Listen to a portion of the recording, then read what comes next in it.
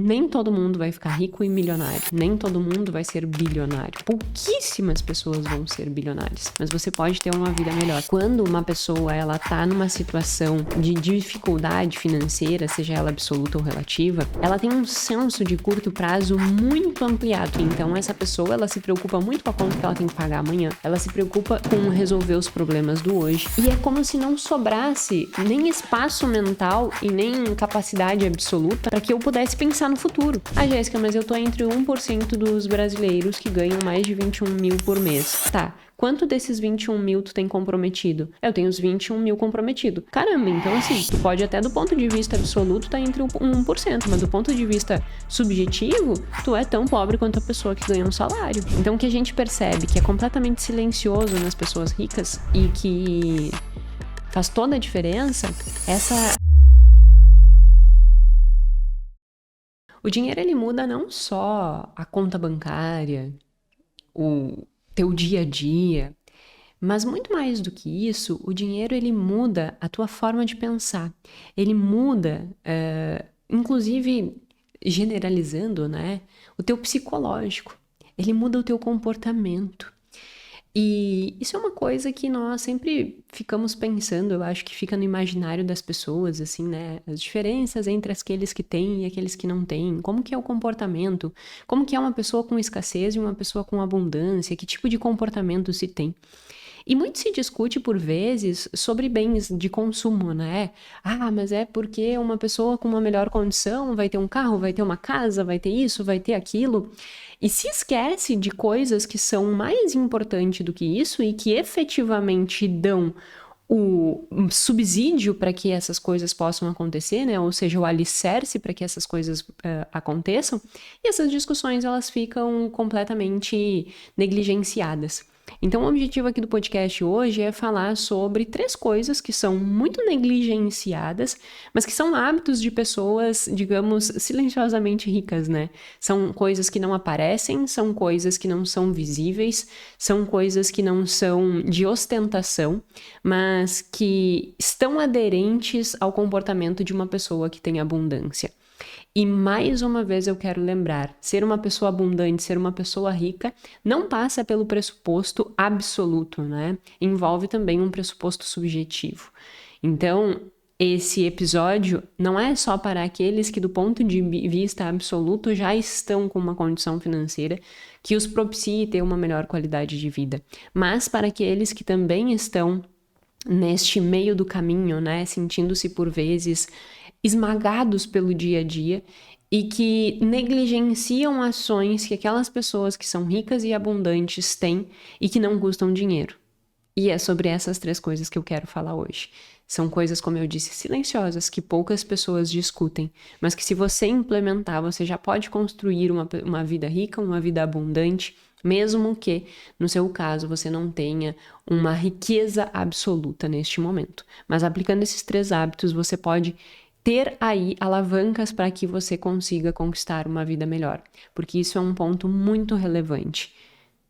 Nem todo mundo vai ficar rico e milionário, nem todo mundo vai ser bilionário. Pouquíssimas pessoas vão ser bilionárias, mas você pode ter uma vida melhor. Eu falei sobre isso num episódio que eu falei sobre o vídeo do Flávio Augusto, né? Quem não viu, assista. E eu acho que esse vídeo ele vai muito nesse encontro. Como construir uma vida melhor, né? Mesmo não sendo multimilionário, mesmo não sendo um bilionário. Vamos entender esses 3 hábitos. E para começar a discutir, né, antes apresentando nosso episódio, estamos no episódio número 189 do podcast Mais que Finanças, podcast em que nós falamos muito mais do que números, nós falamos de comportamento financeiro. Se você está aqui pela primeira vez, meu nome é Jéssica Câmpara, eu sou doutora em Finanças Comportamentais. Toda terça e sexta nós temos um episódio novo, discutindo esses aspectos relacionados à tomada de decisão, dinheiro, e no final das contas o objetivo é sempre o mesmo, construir uma vida melhor, construir uma vida que vale a pena ser vivida. Então seja muito bem-vindo. Se você já me acompanha, meu muito obrigada pela confiança.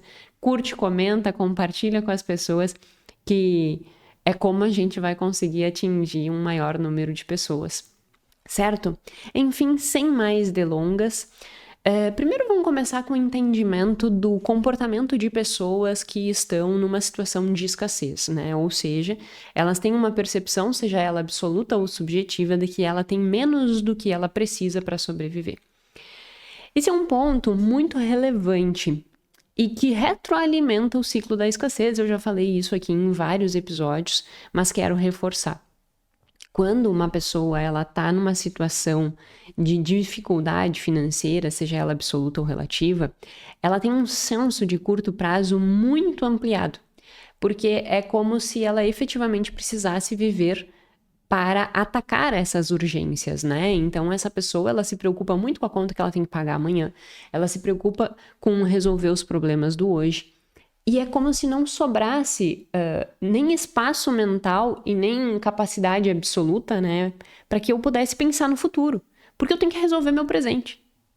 Então, quando a gente tem dinheiro escasso frente aos compromissos que nós temos, é como se eu pensasse assim, alguém chega e diz, mas economiza para o futuro. E aí tu vai olhar para a pessoa e dizer assim, economizar o quê? Se o dinheiro que eu tenho é só para pagar as contas que eu já tenho de compromisso. Não tem futuro, entendeu? Então, esse é um dos principais problemas e desafios das pessoas que vivem numa condição em que o dinheiro delas não é suficiente para arcar com os compromissos. Ela não consegue deslumbrar um pensamento futuro e vive constantemente na urgência. Isso de forma geral. E aí, o artigo que eu trouxe para que nós discutimos hoje, ele olha por essa ótica, mas ele também olha sobre a ótica de ambientes mais hostis. Então, pessoas que vivem em ambientes que não têm, por vezes, saneamento básico, que não têm segurança, que não têm educação, que têm violência, que têm poluição, ambientes efetivamente hostis, né? E esses ambientes hostis, eles amplificam ainda mais esses desafios que já existem desse pensamento de curto prazo e de urgência. Porque esses ambientes hostis, eles vão criar, né, essa maior orientação para o presente, porque eu tenho uma insegurança muito grande para o futuro, então eu preciso resolver o meu presente.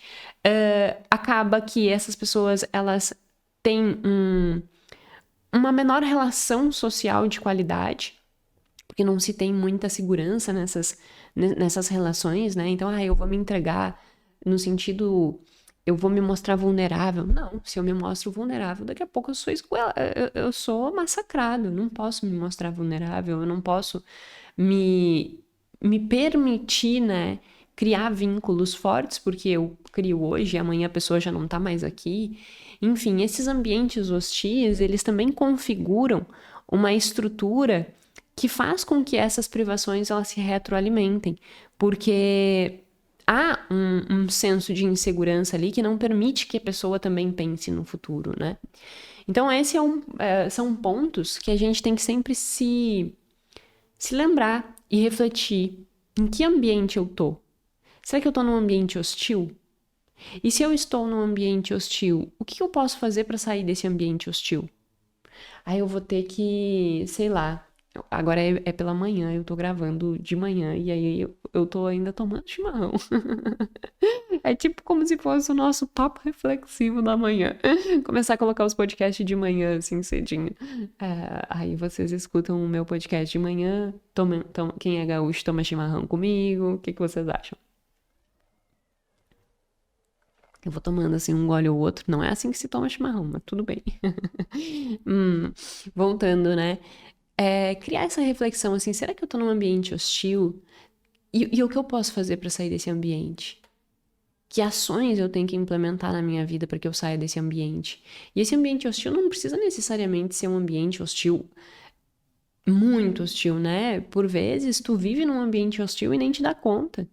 Um ambiente em que existe agressividade, um ambiente que existe uma dificuldade de comunicação, um ambiente em que na tua própria casa gera-se conflitos e que tu não consegue ter tranquilidade, segurança na tua própria casa, porque as relações sociais ali dentro não são muito bem estabelecidas. Então esse ambiente hostil, ele vai para além de violência e estar em um lugar efetivamente não privilegiado, mas por vezes ele existe dentro da nossa própria casa. E essa hostilidade toda faz com que a gente tenha mais esse senso de urgência, né? Então, esse é um problema muito sério quando se fala de escassez, quando se fala de ambientes hostis, quando se fala dessa indisponibilidade de recurso para conseguir pensar um pouco mais no longo prazo e ter essa urgência muito bem estabelecida.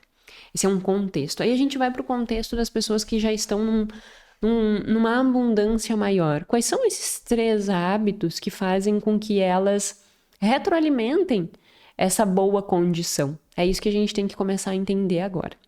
E a primeira delas é justamente, e esses pontos que eu estou discutindo estão expostos no artigo que eu estou deixando de referência. Esse artigo ele vai muito além da discussão que eu estou trazendo aqui.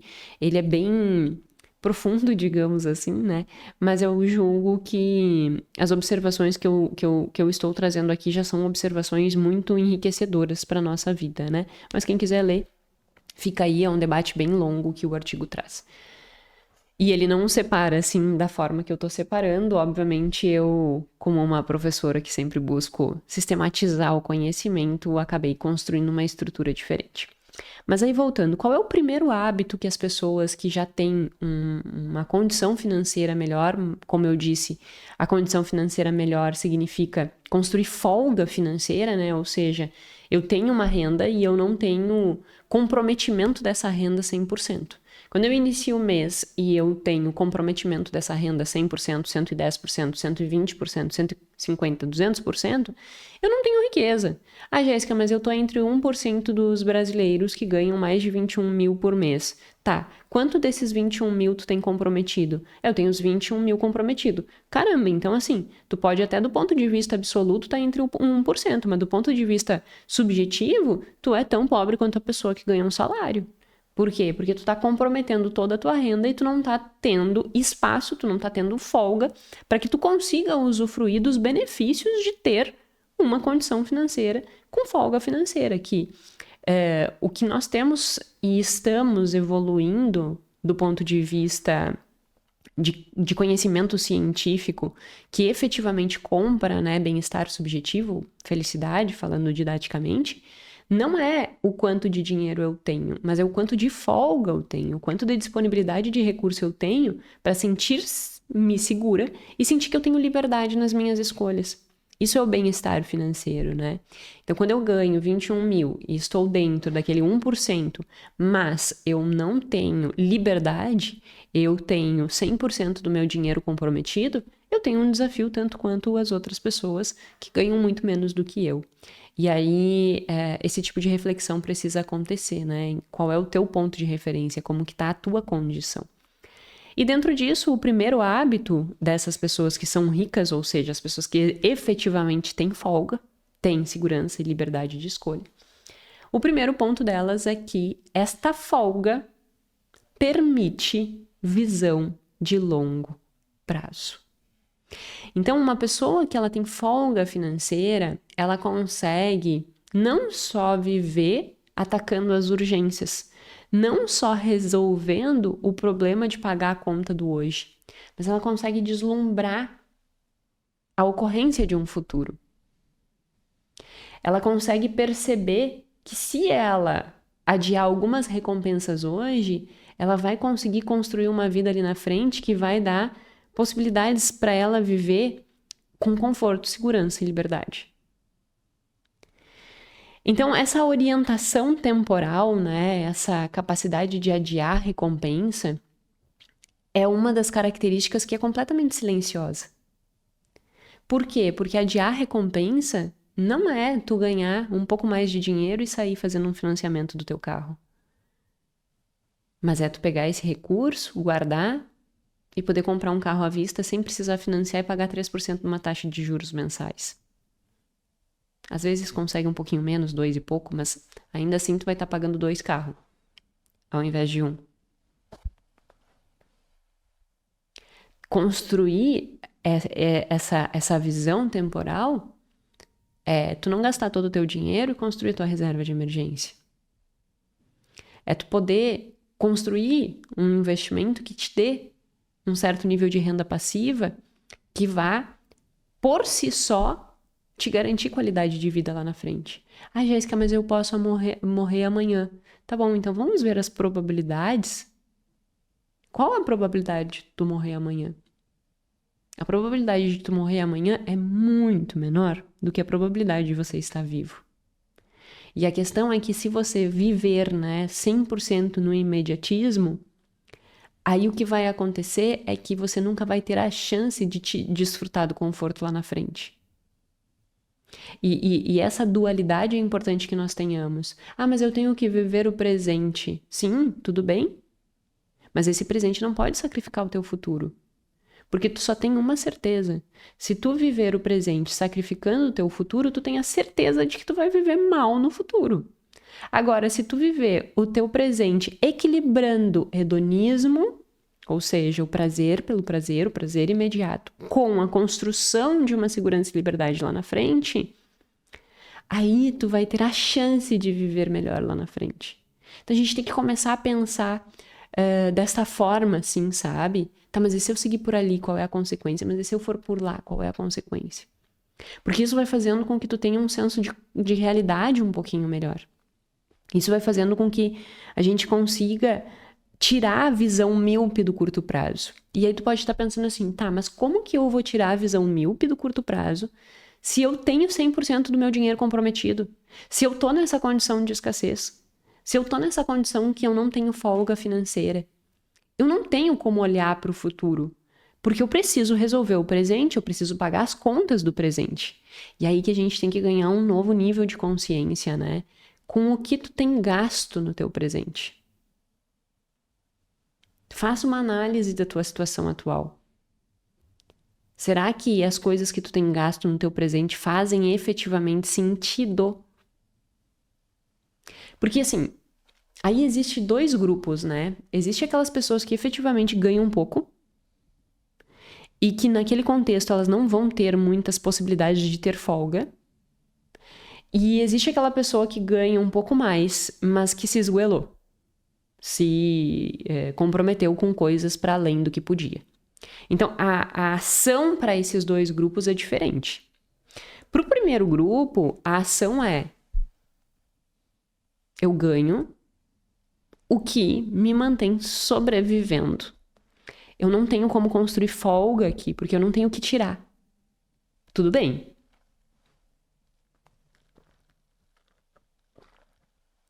Se tu vive nesse contexto, tu tem que pensar em qual é o momento que tu está, qual é o teu ciclo de vida que tu está.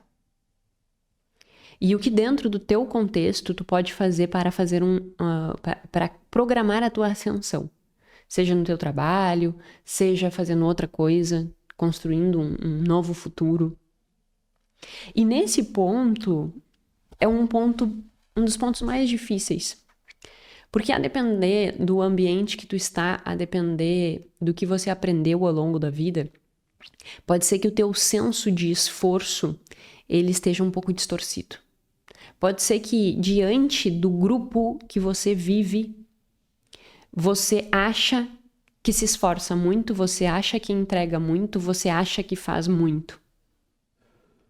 Você não tem uma flexibilidade suficiente para empurrar um pouquinho mais essa barreira e dizer assim, eu posso ir um pouquinho mais. Porque quando tu tenta empurrar um pouquinho essa barreira, alguém chega para ti e diz assim, por que tu tá trabalhando tanto? Vai aproveitar a vida. Vai descansar.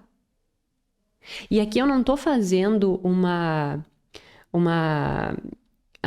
apologia a trabalhar excessivamente. Não.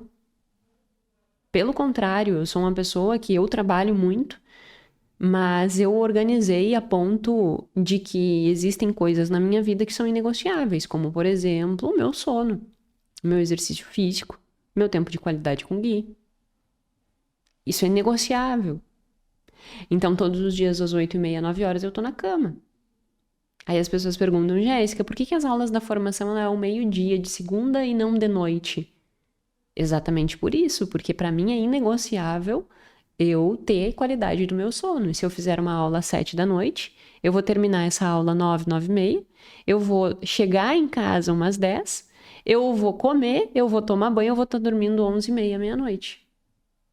Aí já saiu completamente da minha estrutura.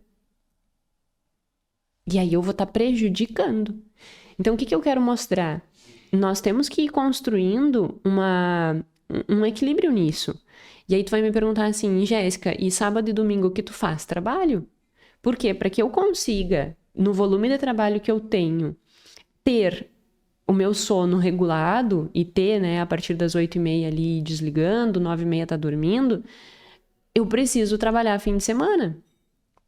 Porque o volume de trabalho que eu tenho exige isso. Então, eu abro mão da maior parte dos meus finais de semana para garantir que eu vou ter a minha rotina bem organizada de sono. Que de manhã, quando a gente acorda às 5h30, a gente vai ter o nosso tempo de qualidade lendo, que nós teremos o nosso tempo de qualidade tomando chimarrão. Então, entende que assim, ó, tu nunca vai conseguir ter uma rotina perfeita. Sabe essa coisa, assim, de criar uma utopia? De que, meu Deus, eu vou conseguir equilibrar todos os pratos. Óbvio que tu não vai conseguir equilibrar todos os pratos. Uma coisa ou outra sempre vão estar deixando a desejar. Então, tu tem que entender quais são as tuas prioridades e qual é o teu momento de vida, que nesse momento de vida vale a pena tu reconfigurar. No meu momento de vida, eu tenho 3 hierarquias muito claras. Eu tenho esses pilares da minha vida, qualidade de sono, exercício físico e alimentação.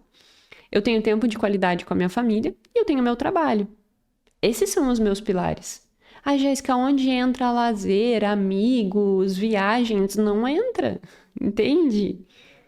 Ai, Jéssica, mas isso é horrível. Não é. Caramba, eu vivo muito bem, muito tranquila, muito confortável com a vida que eu escolhi. Muito realizada com o que eu faço. Muito. Por quê? Porque eu tenho clareza do que é importante para mim. E eu tenho clareza que em determinadas fases algumas coisas vão ficar de lado e tá tudo bem. Faz parte, entendeu? Faz parte.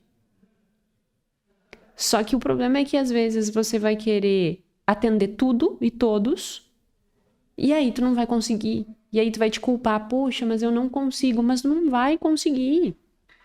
Não vai dar certo. Ah, mas eu tenho exercício físico, eu tenho alimentação, eu tenho sono, eu tenho a minha família, eu tenho o meu trabalho, eu tenho meus amigos, eu tenho a viagem. Não vai dar. Sinto te informar. Não vai dar. Limita. Limita o que é efetivamente inegociável dentro da tua vida.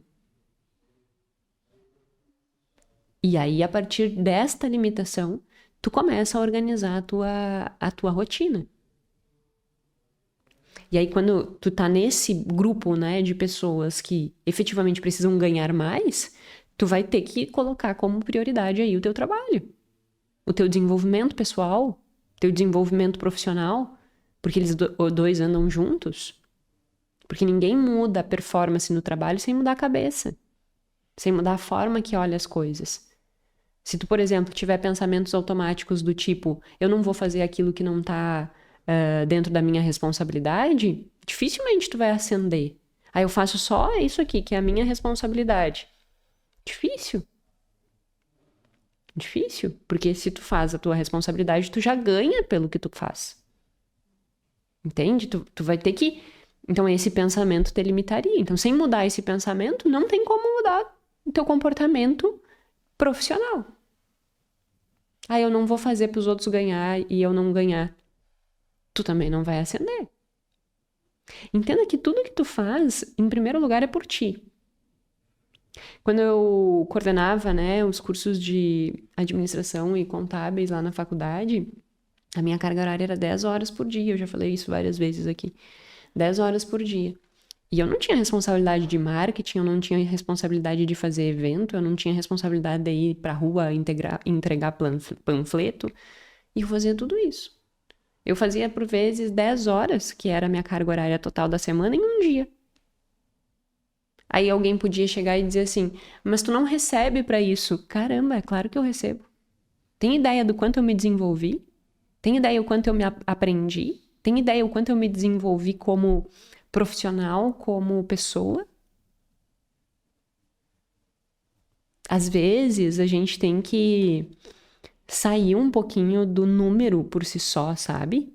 E perceber que o desenvolvimento ele vai para além do número. E quando a gente percebe que o desenvolvimento vai para além do número, tu consegue alcançar patamares, inclusive do número. Agora, quando tu tá focado em exclusivamente pensar assim, mas eu ganho para fazer isso, então eu vou fazer isso. Quando eu ganhar para fazer isso, daí eu faço aquilo. E aí tu nunca vai ter essa mudança. Por que eu fui contratada para ser coordenadora dos cursos? Porque eu já era, antes de ter o contrato. Antes de assumir a função efetiva e ganhar para isso, eu durante 6 meses estava, entre aspas, atuando nesse sentido. Fazendo reuniões, entendendo como é que estava o processo, estando lá dentro da universidade sempre. Então já era. Só me deram o... Tá, agora... E como eu me desenvolvi. Caramba! Lidar com as pessoas, entender inclusive que aquilo ali não era o que eu queria pra minha vida. Porque assumindo as coordenações eu me envolvi em todas as burocracias que exige-se, né, dentro do ensino formal. E eu olhei para aquilo e disse, eu não quero isso pra mim. Então assim, quem tá nesse grupo, eu sei que é difícil. E eu sei que, por vezes, parece impossível que essa ascensão aconteça e que tu consiga deslumbrar uma visão um pouquinho mais de futuro, porque a tua miopia, ela é absoluta, né? É como se tu tivesse uma pressão gigantesca, uma pedra caindo e tu tem que atacar aquela pedra. E aí tu não consegue olhar pro resto, porque tu tem que segurar aquela pedra para ela não amassar. Só que se tu colocar barreiras para essa pedra, colocar coisas que fixem essa pedra, tu consegue ter um pouquinho de folga. E o que é na vida real essas coisas que vão segurar essa pedra para ela não cair? A tua organização da rotina, a tua definição do que efetivamente é prioridade, o teu entendimento que tu não vai dar conta de tudo, a tua mudança dos pensamentos, que tu vai ter que ir um pouquinho além do que tu já tinha feito, que tu vai ter que te desafiar, que tu vai ter que aprender, que tu vai ter que estudar. Estudo, por exemplo, é uma coisa que pouquíssimas pessoas estão dispostas. Volta e meia tem comentários aqui nos episódios dizendo assim, podia ser muito mais curto, 1 minuto, 2 minutos. Não aguento, teus vídeos são muito longos. Caramba, meu, tu não tem a capacidade de acompanhar um raciocínio e refletir sobre aquilo. Como é que tu vai querer ter um desenvolvimento profissional? Entende? As pessoas têm preguiça de pensar. As pessoas têm preguiça de entender as coisas. Elas querem ser um robô. Robô faz... Nem robô eu ia dizer que faz o que quer, só o que manda. Nem robô não é mais isso, porque a inteligência artificial hoje em dia já evoluiu, inclusive. Então que a gente não tenha essas prisões, assim, né? Que a gente possa ir se desvencilhando dessas crenças para nós termos a oportunidade de chegar no outro grupo. E aí o outro grupo é aquele grupo que olha e diz assim, eu aumentei meu custo de vida para além do que eu devia. O que eu faço? E aí esse grupo, ele tem que atuar em 2 frentes. Também construir a sua hierarquia do que é prioridade e o que eu vou precisar investir meu tempo nesse momento. E dentro disso, né, desse tempo que eu vou, dessa construção da hierarquia do que eu vou precisar, eu preciso reconfigurar o desvio que eu fiz. O Kahneman tem um artigo muito antigo, lá da década de 90, dizendo, né, as pessoas, elas acham que sabem o que as fazem felizes. E por vezes esse achar o que faz feliz é consumir. Quando, na verdade, isso não é o que compra a felicidade.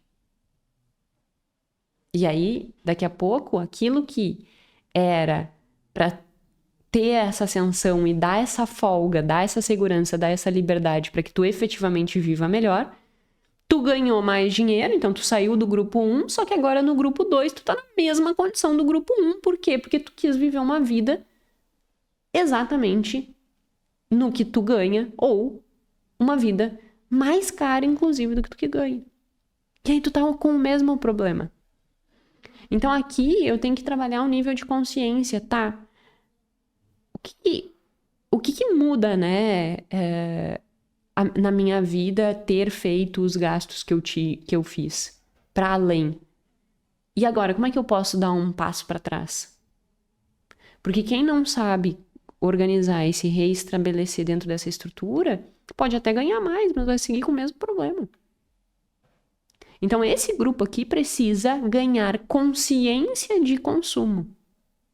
Esse grupo aqui precisa parar de achar que a felicidade dele está na aquisição de mais coisas. Porque senão, ele vai ser um presidiário dele mesmo, dos desejos dele. Tem um artigo que eu já mencionei diversas vezes aqui, né? Uma frase que diz: querer é um gigante em crescimento, que o casaco ter nunca dá conta de cobrir. Se essa pessoa, ela sempre quer mais, quer mais, quer mais, o casaco do ter, ou seja, a disposição de dinheiro, nunca vai ser suficiente. E aí eu tenho que reformular, fazer uma reestruturação cognitiva. A minha forma de pensar tem que mudar. Caso contrário, eu vou ser um refém dos meus desejos. Então percebe que os dois grupos, embora exista o mesmo problema, a forma de enfrentar o problema é diferente. Para que a gente consiga, a partir disso, tirar essa visão míope do curto prazo e consiga ampliar uma visão um pouquinho mais de longo prazo. Então, esse é um hábito que é silencioso, construção de visão de longo prazo. Ninguém vê quanto tu tem lá na tua conta bancária, quanto tu tem de reserva de emergência, quanto que tu tem de patrimônio. Ninguém vê quanto que tu tá investindo. É um hábito completamente silencioso, mas que constrói riqueza e abundância. Então, que tu consiga implementar, se tu tiver em um desses grupos, essas ações, para que tu consiga construir essa folga, para te construir esta abundância. O segundo é bem, digamos assim, complexo, porque é difícil, assim, o limiar é difícil, e eu vou tentar dizer a minha visão disso. O segundo comportamento das pessoas ricas, né, ou abundantes, pessoas e que também é um tanto silencioso, mas porém às vezes nem tanto, é tolerância ao risco. Quem consegue ir construindo folga financeira, cria espaço para correr um pouco mais de risco.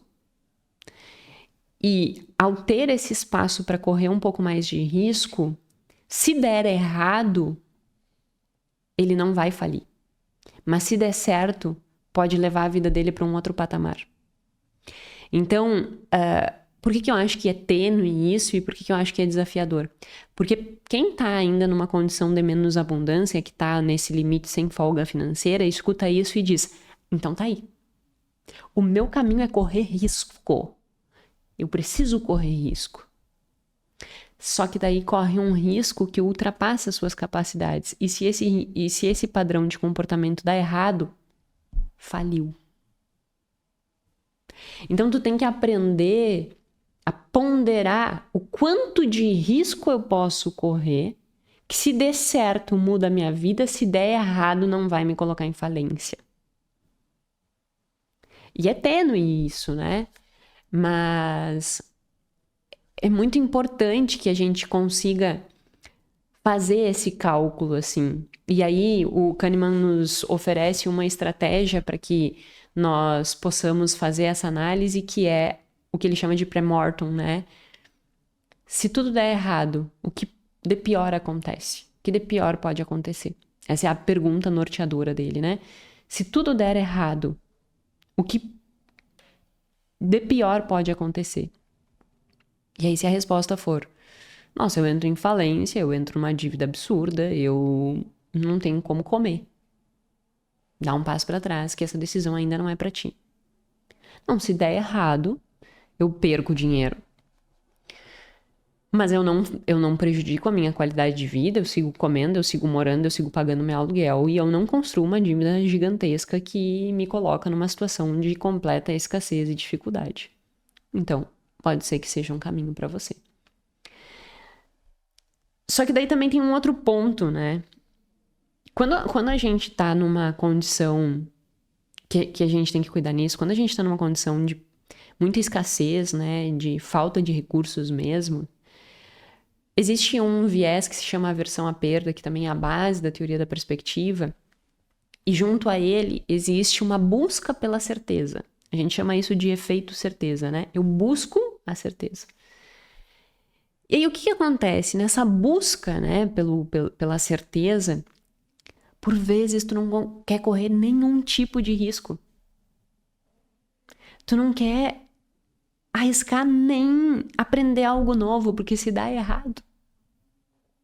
E aí tu busca excessivamente a segurança e não te expõe a nenhuma instabilidade.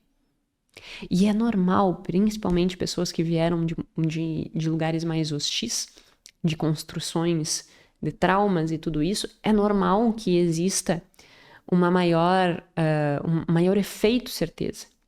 Porque a pessoa pensa assim, eu não tenho segurança nenhuma de que esse passo que eu der vai me trazer alguma recompensa.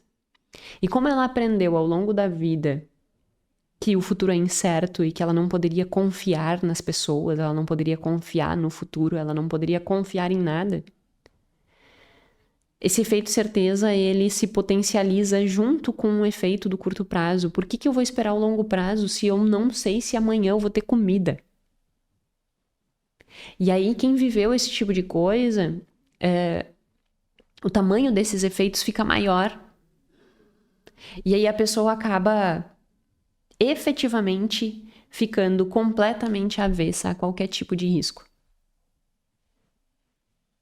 Então, tu tem que também fazer, né, um processo de autoconhecimento e pensar, será que eu tô nesse ponto? Será que esses meus medos, essa minha aversão à perda, essa minha busca pela certeza, ela não tá muito arraigada a coisas que eu não tô mais nem vivendo, mas que eu tô pegando todo aquele meu medo, aquela minha insegurança do passado e eu tô incorporando no meu momento atual de uma forma distorcida e disfuncional,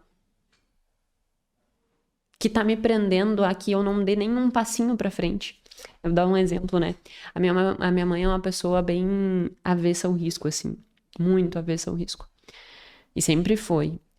E sempre buscando a certeza, assim. E isso muitas vezes fez com que ela tivesse, mesmo que muito empenhada, muito dedicada, não construísse algo diferente, algo maior que ela tinha condição de criar.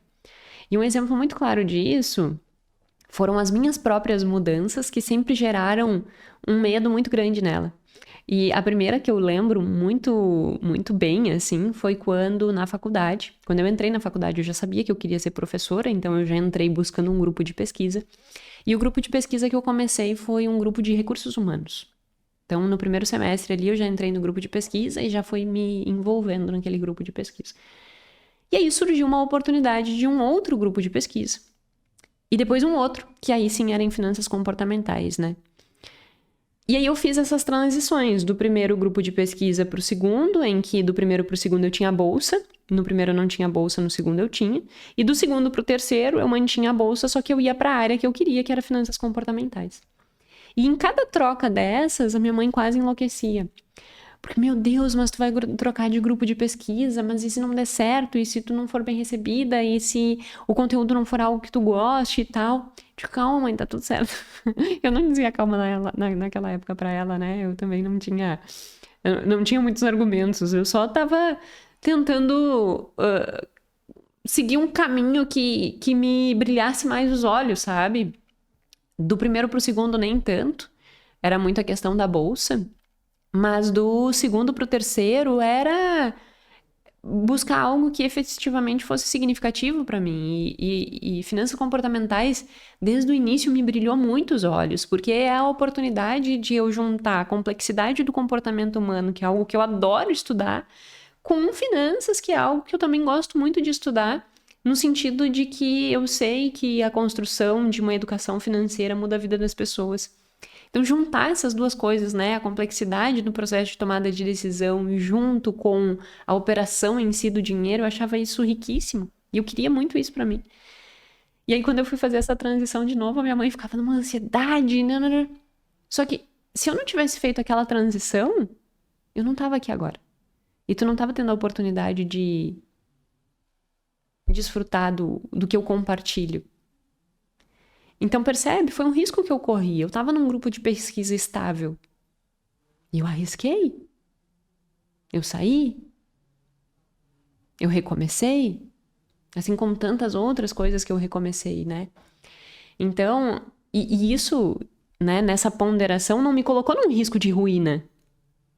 O que de pior podia acontecer? Não dá certo no outro grupo. E eu vim para a professora anterior e dizer assim, o que tu acha? Posso voltar? Ou buscar um outro grupo. Entende? Então, assim, era uma decisão que não estava me colocando em grandes riscos e que mudou minha vida. Então, é nesse sentido que eu quero te incentivar, sabe? Assim, é um comportamento, por vezes, silencioso, que muitas pessoas, para quererem te proteger, vão dizer que não faça, como a minha mãe fez. Filha, não, fica aí, para que trocar? Mas que se tu tem certeza que aquilo faz sentido para ti, siga em frente, porque isso pode mudar a tua vida. Então, esse é o segundo hábito, que é silencioso, mas que pode mudar a tua vida e que mudou a minha vida. E o terceiro, mas não menos importante, é controle sobre o seu ambiente. Quanto maior o nosso nível de consciência, maior nós percebemos o quanto nós somos manipulados, né? O quanto as coisas podem mudar o nosso processo de tomada de decisão a depender dos estímulos que nós nos expomos. Isso tanto do ponto de vista externo quanto interno. Então, regular emoções, por exemplo, é uma estratégia que te beneficia muito do ponto de vista de criar abundância. Por quê? Porque tu consegue fazer um controle ambiental e o que tu pensa também é teu ambiente. A gente pensa assim, ambiente é coisa prática, né? É onde eu trabalho, é com quem eu me relaciono, é o estímulo ao qual eu me exponho, a promoção, o aplicativo, a rede social. Não. O que tu pensa também é teu ambiente. Então, o que a gente percebe que é completamente silencioso nas pessoas ricas e que faz toda a diferença é essa modulação ambiental. Tanto interna quanto externa. Externa, o que são gatilhos que alteram minha tomada de decisão? Que me desviam do meu caminho e que eu posso mudar? E internamente, que regulações eu preciso fazer? Que mudanças de pensamento eu preciso fazer? Que relacionamentos eu posso estabelecer? Que conexões são importantes para mim? E que vão fazer com que eu viva uma vida melhor? Qual é a rotina que me faz sentido? Eu estava falando antes da minha rotina, né? De dormir, de não dar aula de noite. Porque se eu não fizesse isso, eu estava indo contra a esse terceiro hábito, que é essa modulação, esse controle do ambiente. Porque se eu fosse uma professora que estaria dando aula de noite, você teria uma professora irritada. Porque quando eu dava aula de noite na universidade, na faculdade, eu era uma professora irritada. Porque naquela hora eu já tava querendo ir dormir. A aula começava tipo 7h30 e terminava 10h30. Eu chegava em casa 11 e pouco. Aí até comer, tomar banho e tal, eu dormia meia-noite, meia, 1h. Caramba, eu achava aquilo horrível e aquilo me irritava e eu ficava... Não funciona pra mim. Então eu modulei o meu ambiente a ponto de fazer algo que funciona pra mim. E hoje eu dou aula, agora eu tô gravando de manhã, por exemplo, faceira. E hoje eu vou gravar quase que o dia inteiro. Até umas 6h. 8h30 eu tô zen de novo. Isso é uma modulação de rotina que faça sentido, sabe? Então, assim, entenda o que faz sentido pra ti. Entenda teu ambiente como um todo, externo e interno. E vá construindo essa modulação, porque isso vai fazer total diferença. Total diferença. No final das contas, somando esses 3 hábitos, né? Somando o hábito de te treinar para adiar a recompensa e fazer aquelas organizações naqueles grupos que eu disse, tolerar um pouquinho mais de risco e modular teu ambiente de uma forma adequada, juntando essas 3 coisas, o que tu consegue? Abrir folga. Tu para de viver no limite, não só na tua conta bancária, mas na tua vida. E isso faz total diferença para que tu construa uma vida rica, uma vida abundante. Então, eu espero de coração que essas reflexões que eu trouxe nesse episódio, e eu particularmente achei reflexões riquíssimas, de muita abundância, possam, assim como foram para mim importantes, para construir a vida que eu tenho hoje, para construir a vida que vale a pena ser vivida, que assim seja para você também.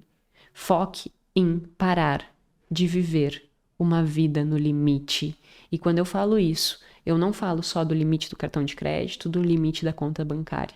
Eu também falo do limite de uma rotina bem estabelecida que não vai te colocar em escassez de tempo, em escassez de relacionamento.